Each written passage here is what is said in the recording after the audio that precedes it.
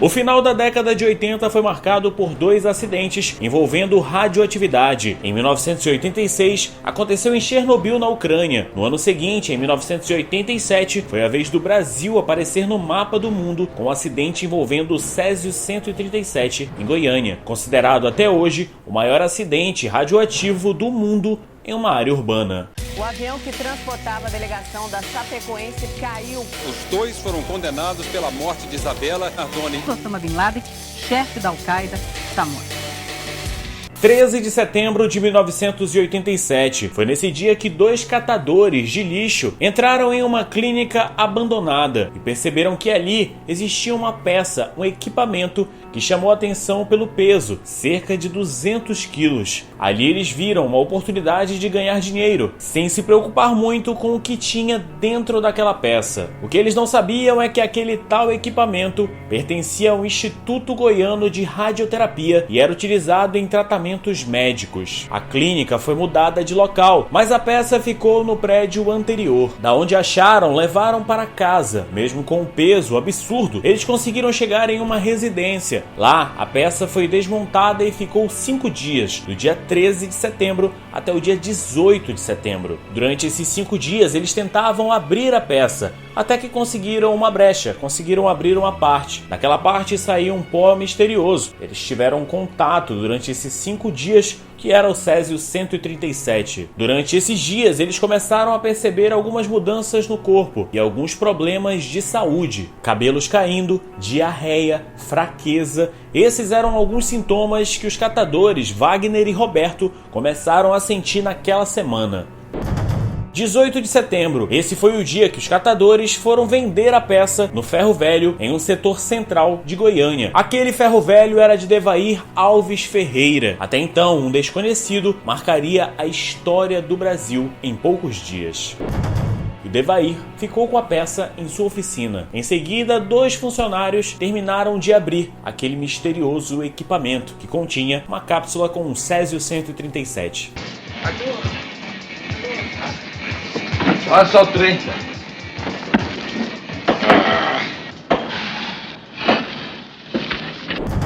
O expediente do Ferro Velho termina naquele dia. Chegando à noite, Devair, que morava no terreno do Ferro Velho, observou uma luz que brilhava muito e chamou sua atenção. Era o composto químico 19 gramas de cloreto do césio, um pó branco parecido com sal de cozinha, que no escuro brilha com uma coloração azul. O brilho chamou tanta atenção de Devair que ele resolveu levar para dentro de casa e mostrar para sua esposa aquela surpresa. Chegando dentro de casa, sua esposa Marília Gabriela foi apresentada ao tal pó e ela também ficou impressionada. Como o próprio Devair descrevia, ele se apaixonou pelo brilho da morte.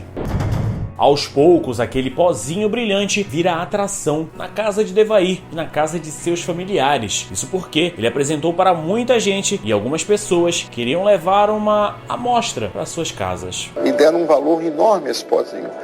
E tragicamente deram para os seus amigos e entes queridos que foram atingidos mais drasticamente. Odson Alves Ferreira tinha 32 anos quando foi gravemente contaminado pelo Césio-137. Ele foi visitar o seu irmão Devair. Com curiosidade, ele colocou o pó na mão, fez esse movimento e acabou tendo consequências graves e marcas na sua mão até hoje. Apesar da curiosidade, Odson não levou o pó para casa. No dia seguinte, Odson voltou à sua rotina de trabalho. Ele era motorista de ônibus e naquele dia contaminou centenas de pessoas. Eu era motorista de ônibus, eu transportava em média 1.000 pessoas por dia.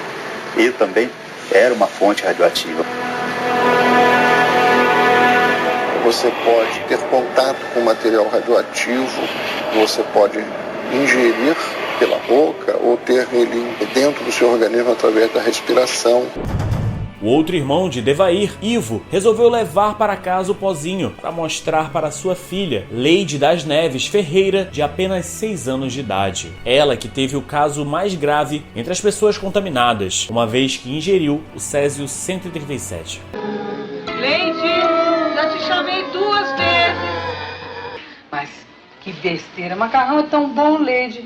Agora comer um ovo só e sei lá comer, Leide. Essa menina, sei não, viu? Em meio a tudo isso, a substância que ia de casa em casa ia contaminando boa parte dos amigos e familiares de Devair. Poucos dias depois, era possível perceber mudança na saúde dessas pessoas: diarreia, náuseas, tonturas e vômito. Nos hospitais de Goiânia, elas chegaram a ser medicadas como se tivessem alguma doença contagiosa. A hipótese de radiação sequer foi cogitada. Só no dia 28 de setembro, Marília Gabriela, esposa de Devair, intrigada com a situação, começa a perceber que todos aqueles que tiveram contato com a substância começaram a adoecer. Decidida, ela pega a peça e leva para a vigilância sanitária. Só que teve um problema. Ela e um funcionário da oficina levaram juntos essa peça até a vigilância sanitária de ônibus, utilizando o transporte público e contaminando mais pessoas ainda.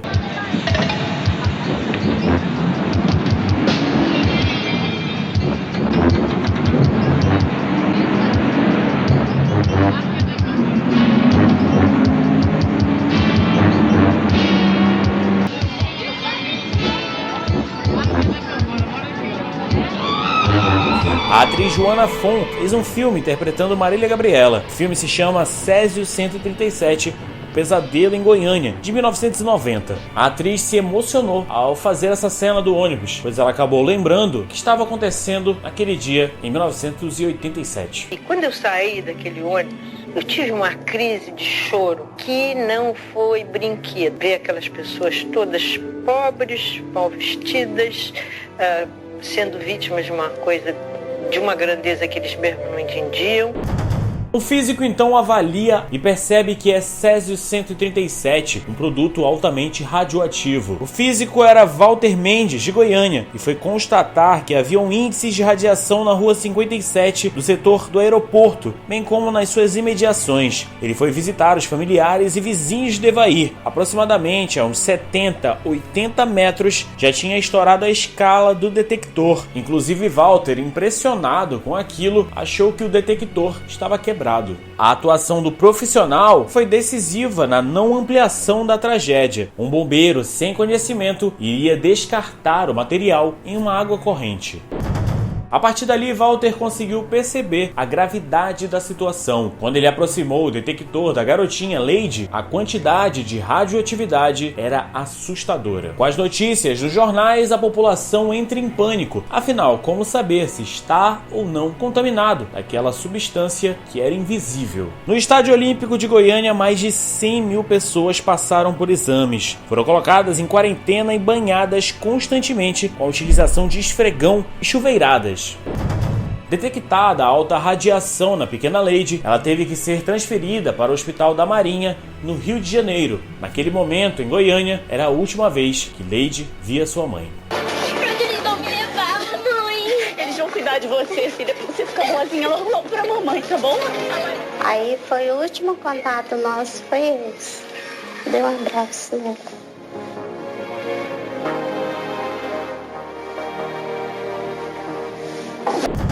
Nos dias seguintes, as equipes isolaram as partes mais contaminadas. Os policiais que foram ajudar a isolar essas áreas acabaram se contaminando, porque eles não estavam com proteção alguma, já que foram informados que era apenas um vazamento de gás. 49 vítimas da radiação foram transferidos para o Rio de Janeiro, no Hospital Naval Marcílio Dias, referência em tratamento a vítimas da radioatividade. 21 desses pacientes tiveram tratamento intensivo. Ao todo foram registradas 4 mortes pelo Césio 137. A primeira morte foi da pequena Lady Alves Ferreira, de apenas 6 anos de idade, filha de Ivo, sobrinha de Devair. Ela morreu no dia 23 de outubro de 87. No mesmo dia, Marília Gabriela, esposa de Devair, também morreu. Ela que foi a responsável por levar o material até a vigilância sanitária, antes que ficasse pior do que foi. No dia 27 de outubro, Israel Batista dos Santos não resistiu e também morreu pela radiação. Ele era um dos funcionários do Ferro Velho de Devair e tinha apenas 20 anos de idade. No dia seguinte, morreu Admilson Alves de Souza, de apenas 18 anos de idade. Ele também era um funcionário do Ferro Velho de Devair.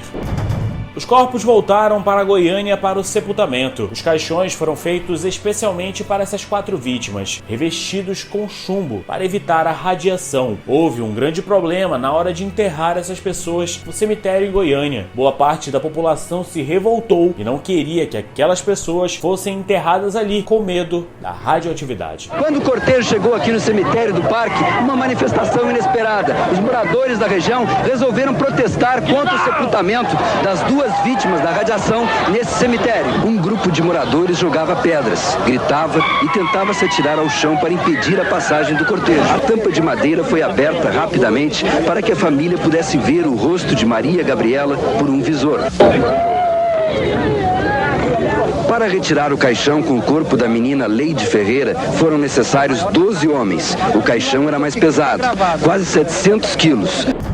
O que a maioria das vítimas que sobreviveram a esse acidente passam até hoje é a discriminação. Existe uma associação das vítimas ao Césio 137. Mesmo que não haja mais risco de contaminação, muita gente prefere ficar longe e acabam discriminando os sobreviventes daquela época. Então, via de regra, você tinha pessoas com depressão, não é? Nós chegamos a atender casos de tentativa de suicídio, não é? Casos de alcoolismo, casos de pessoas que estavam enveredando pelo mundo das drogas. É muita discriminação, falta de respeito com a gente, sabe? Isso dói muito, magoa muito. Devair Alves Ferreira, o dono do Ferro Velho, sobreviveu em primeira mão à exposição, apesar de ter recebido uma boa quantidade de radiação. Os efeitos corporais incluíram a perda de cabelo e problemas em diversos órgãos. Eu não me sinto culpado porque realmente eu não sabia de nada. Se tornou alcoólatra e contraiu câncer pela radiação, morrendo 7 anos depois, em 1994. Ivo Ferreira, o pai da menina Leide das Neves, teve baixa contaminação. Porém, ele também se tornou depressivo depois da morte da filha e começou a fumar 6 maços de cigarro por dia. Ele faleceu por efizema pulmonar em 2003, 16 anos depois. Foram 4 mortes e um total de 1.143 pessoas contaminadas, sendo 151 contaminadas mais graves. 6.000 toneladas do material contaminado estão enterrados em 2 enormes caixas de concreto, um depósito especial localizado no município de Abadia de Goiás, 23 quilômetros da capital. Nesse local existe uma montanha onde foi enterrado todo esse lixo radioativo. 3 médicos responsáveis pela clínica abandonada, mais um físico e o dono do prédio foram condenados por homicídio culposo. Receberam a pena de 3 anos e 2 meses em regime aberto de detenção. Em 1997, a pena foi substituída por serviços comunitários. Em 1998, as penas foram extintas por um indulto presidencial. O crime prescreveu no ano de 2005. Em 2017, 30 anos depois do acidente, o físico Flamarion Goulart resolveu falar com o Fantástico. Na entrevista, ele disse que retiraram sim a peça do local abandonado e levaram para a clínica nova, mas alguém levou o equipamento de volta para o prédio abandonado. Mas essa história não colou muito bem. E vocês, acreditam que existe um culpado para esse acidente do Césio 137 em Goiânia? Seriam os responsáveis pela clínica abandonada, os catadores que pegaram a peça, ou Devair, que se encantou pelo brilho da morte? Mais de 30 anos depois, algumas pessoas ainda sofrem, não mais com a radiação, mas com as lembranças de um passado recente. Então é isso, gente, muito obrigado por ter assistido esse vídeo até aqui. Confira os outros vídeos que estão passando aqui na tela e até o próximo Pontos de Mistério.